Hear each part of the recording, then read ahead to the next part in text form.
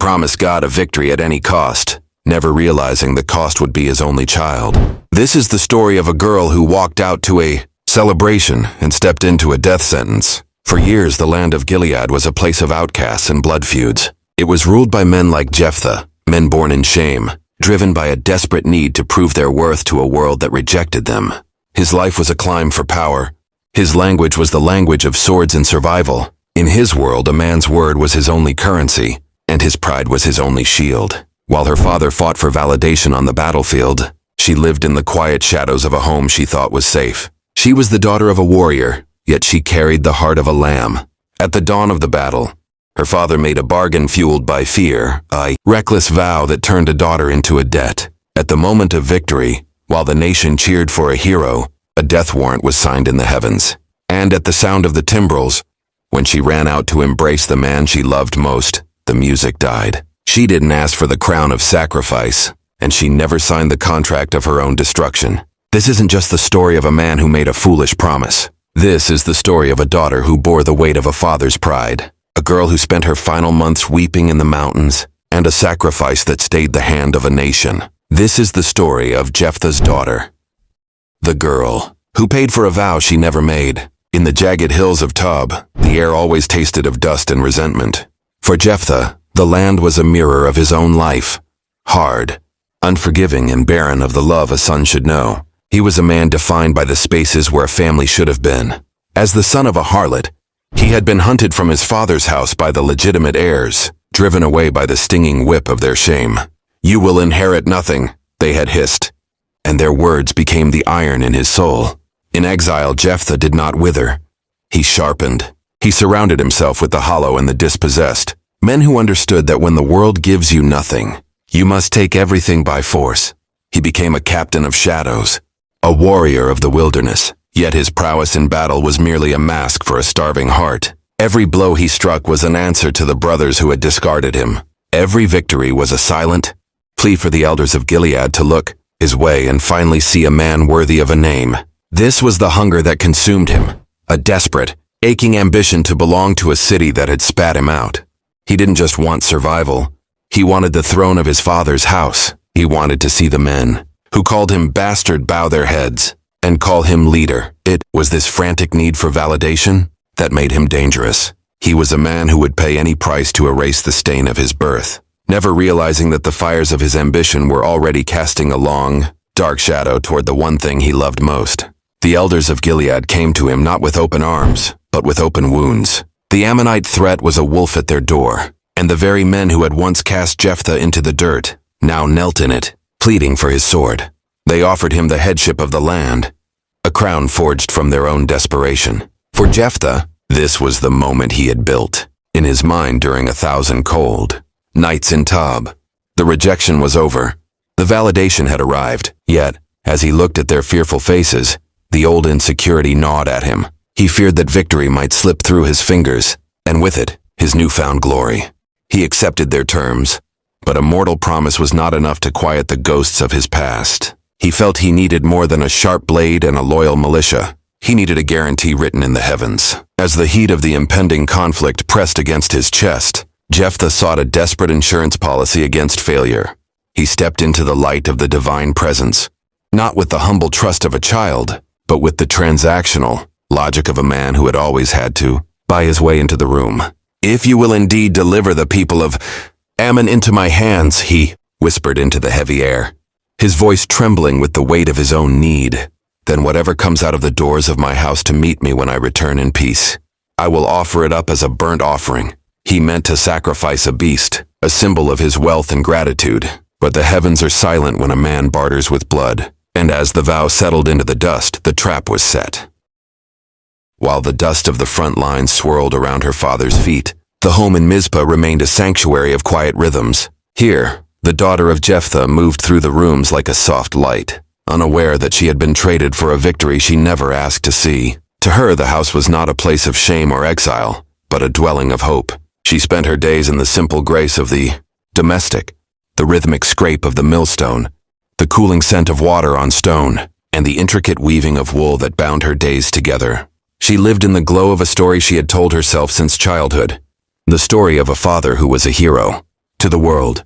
Jephthah was a rough man of the wilderness, but to her, he was the giant who had survived the cruelty of brothers and the cold of the desert. She felt the pride of his return even before it happened, imagining the moment he would walk through the door, no longer an outcast but a savior. She did not see the jagged edges of his ambition or the frantic insecurity that drove him to bargain with the divine. She saw only the strength of the man who provided for her. In the stillness of the afternoon, she would often look toward the horizon, her heart full of a simple, uncomplicated joy. She began to prepare for his homecoming, cleaning the timbrels and practicing the steps of a dance intended to honor his triumph. She was the picture of unblemished devotion, a girl whose only fault was the purity of her love for a man who had already, in the silence of his own fear, given her away. The thunder of war had faded into the echoing silence of a slaughter completed. On the fields of battle, the Ammonites lay broken, and Jephthah stood amidst the red earth, draped in the heavy mantle of victory. The air felt thin and electric. The bargain had been kept. As he turned his horse toward Mizpah, the weight of his vow sat in the back of his mind like a dormant serpent, quiet and uncoiling. He expected a stray dog or perhaps a prized goat to cross his threshold, a small price to pay for the crown he now wore. The gates of his home came into view, bathed in the amber glow of a setting sun. Then the sound reached him, not the bleating of a beast, but the bright rhythmic chime of bronze on wood. It was the sound of timbrels. The door swung wide and out stepped the light of his life. His daughter emerged with a grace that mimicked the swaying of the mountain lilies, her feet moving in a joyous dance of welcome. Her voice rose in a song of triumph, her face radiant with a pride that nearly blinded him. She was the first thing to cross the threshold. She was the whatever of his reckless tongue. In that horrific instant, the crown of Gilead turned to lead. The daughter ran toward him, her arms open to embrace the hero she had prayed for, blissfully unaware that her very existence had become the currency of his ambition. The girl who had lived, for his return, had just walked into a grave dug by his own words. The music of the timbrels continued for a heartbeat longer, a cheerful melody playing over the sudden, suffocating silence of a father's soul. The sound of the timbrels faltered as Jephthah's shadow fell over his daughter, cold and jagged. The joy in her eyes flickered, then died, as she saw not the smile of a victor, but the distorted mask of a man possessed by horror. With a violent guttural cry, Jephthah gripped the fine linen of his tunic and tore it down the center, the harsh sound of ripping fabric, echoing like a final verdict in the small courtyard. "Alas, my daughter," he wailed, his voice cracking with a bitterness that tasted of ash. "You have brought me very low. You have become the cause of my great trouble." In that moment of shattering agony, there was no embrace for the girl who had waited weeks for his return. There was no apology for the invisible tether he had wrapped around her throat. Even in the depths of his grief, Jephthah remained the man of Tob, a man whose world revolved around his own survival and his own standing before God. He did not see the innocent child standing before him. He saw a complication, a ruinous mistake that threatened the honor he had bled to secure. He wept for himself, for the burden she had unwittingly placed upon his conscience by simply being the first to love him. "I have opened my mouth to the Lord," he groaned, his eyes averted from her pale, trembling face. "And I cannot go back." The daughter stood frozen, the timbrel still clutched in her hand, watching the hero of her heart transform into her executioner. She realized then that his love was a secondary thing, a casualty of the prideful tongue that had already moved on to mourning its own misfortune. The air between them grew heavy, thick with the scent of dust and the metallic tang of her father's unwashed armor. The girl looked at the man who had just shattered her world, seeing not a monster but a broken vessel of his own making. In the silence that followed his lament, a strange and terrible maturity settled over her. She did not scream, she did not plead for the life that was rightfully hers, and she did not curse the God who had granted the victory. Instead, she let the timbrel slip from her fingers, its final chime echoing against the stone floor like a closing door. "My father," she said, her voice steady and unnervingly soft, "if you have opened your mouth to the Lord, do to me according to what has gone out of your mouth." With those words, she stepped into the role of the adult, shielding the man who should have been her protector. She saw the iron cage of his honor, the rigid, patriarchal code that valued a spoken oath more than a daughter's heartbeat, and she chose to walk into it willingly. She would not allow his legacy to be stained by a broken promise, even if that promise was a masterpiece of folly. Her grace was a haunting mirror, reflecting the smallness of his ambition, She accepted the consequence of a bargain she never signed, transforming herself from a victim into a willing sacrifice. In that moment, she was the only one in the courtyard truly free. While Jephthah remained a slave to his pride and his words, his daughter rose above the earth, anchored only by a devastating, selfless dignity. She asked for no mercy for her body, only for the space to prepare her soul for the silence to come. Would you like me to continue with? The mountains of Gilead offered no sanctuary, only a higher vantage point from which to view the life slipping through her fingers. For 2 months, the girl wandered the jagged ridges and hidden valleys, accompanied by a chorus of weeping friends whose grief was louder than her own. The air up there was thin and biting, a constant reminder of the world's indifference to her plight. She did not spend her days in prayer for a miracle. She spent them in a long, rhythmic lament for the what-ifs that would now go unborn.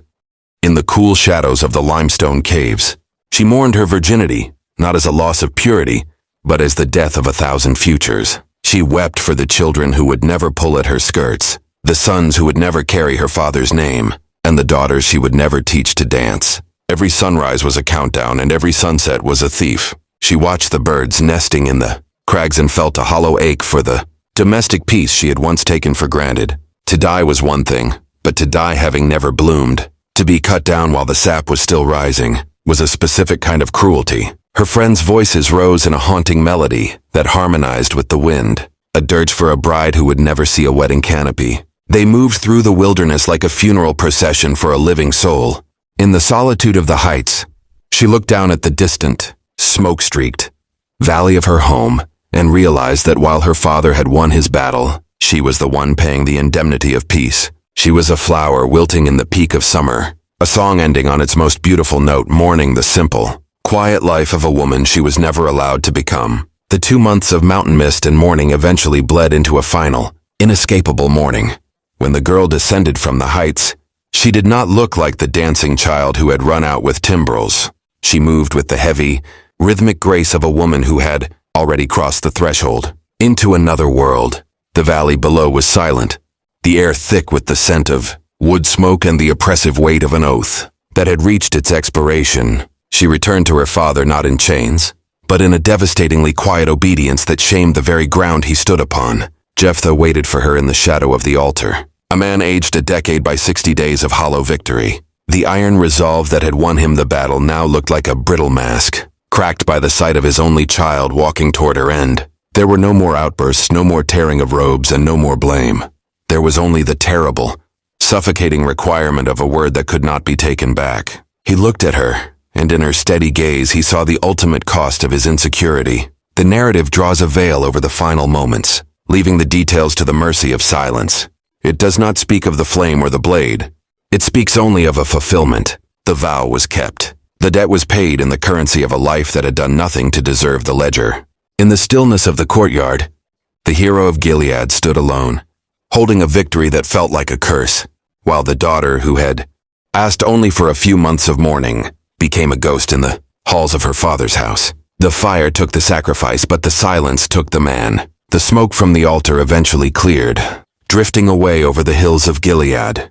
But the atmosphere of the land never truly returned to what it was. Jephthah had his victory, and he had his seat at the head of the elders, but the house in Mizpah remained a hollow shell, haunted by the rhythm of a dance that had been cut short. Yet, while the men of Israel returned to their politics and their wars, the women of the nation refused to let the silence have the final word. They saw the injustice hidden behind the mask of honor, and they made a pact with the memory of the girl who had no name. Every year, for 4 days, the daughters of Israel would leave their homes and retreat into the mountains, following the path she had walked. They did not go to celebrate a military triumph or to honor a father's vow. They went to lament. They sat in the same limestone shadows where she had wept, their voices rising in a collective song that ensured her sacrifice would never be forgotten. It became a sacred rhythm of remembrance, a tradition born not of law, but of empathy. Through them, the girl who paid for a vow she never made was given a voice that echoed through the centuries, louder than the man who had traded her for a crown. Her story remains a stark warning carved into the history of a nation. It is a testament to the devastating gravity of words, spoken in the heat of pride and the shadow of insecurity. It reminds us that the cost of a reckless tongue is rarely paid by the speaker, but by the innocent who walk out to meet them with open hearts. In the end, Jephthah is remembered for his victory, but his daughter is remembered for her grace, light that continues to shine from the mountains, long after the fires of the altar have turned to cold, forgotten ash. The mountains of Gilead still hold the echo of a girl whose name was lost, but whose courage remains. We live in a world that still barters in the currency of pride, where words are often spoken to impress the many, while the cost is paid by the few. Jephthah won the battle, but he lost his legacy. His daughter lost her life, yet she gained a place in the heart of every person who has ever had to carry a burden they didn't earn. Her story isn't just an ancient tragedy found in the Book of Judges. It is a mirror held up to our own lives. It asks us, what are we willing to sacrifice for validation? What vows are we making in our own moments of insecurity? And more importantly, whose heart are we breaking to build our own throne? If this story moved you, don't let the altar of silence be the final word. Reflect. Take a moment today to consider the power of your words. Are they building bridges of grace or altars of sacrifice? Share, send this story to someone who needs a reminder that quiet strength is often more powerful than loud ambition. Subscribe, join our community as we continue to unearth the stories of the silent, the brave, and the forgotten figures of history whose lives still speak to us today. The vow was final, but the lesson is eternal. Don't let your pride speak for your heart.